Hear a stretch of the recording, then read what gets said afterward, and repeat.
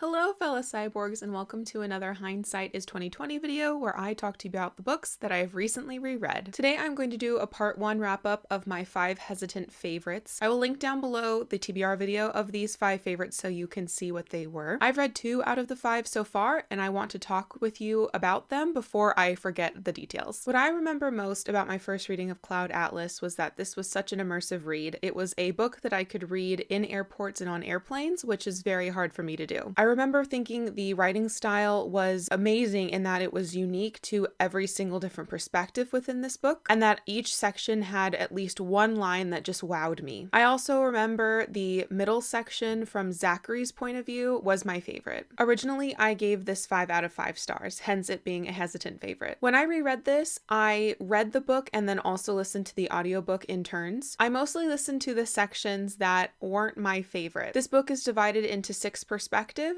and on this reread, I realized that half of them were not really compelling for me. Listening to them on audio and hearing a narrator give it their all with interpreting the voice of the character really helped my reading experience. However, because I realized that half of these stories weren't as compelling as the other half, and though I still really admire David Mitchell's ability to capture these different distinct voices and even genres of literature, half of this book was not all that enjoyable for me. In consequence, I rated this 4 out of 5 stars. I still thoroughly enjoy it, but since half of the perspectives were not as fun to read or as interesting for me, I can't give this a full 5 out of 5 stars anymore. And that's okay. 4 out of 5 stars is still wonderful. I also reread A Tale for the Time Being by Ruth Ozeki. I remember being more invested in Now's story rather than Ruth's, and I think I even found Ruth's sections a little annoying. This time that was certainly not the case. Again, I initially rated this at 5 out of 5 stars. I was really impressed and also surprised at how dark this book got and all of the really heavy topics it tackled. I listened to the audiobook, which is narrated by Ruth Ozeki herself, when I reread this. I really enjoyed the audiobook and I do recommend it. I especially loved her author's note at the end where she says that the book has footnotes that the audiobook doesn't communicate, but the audiobook allows the listener to hear how Ruth Ozeki herself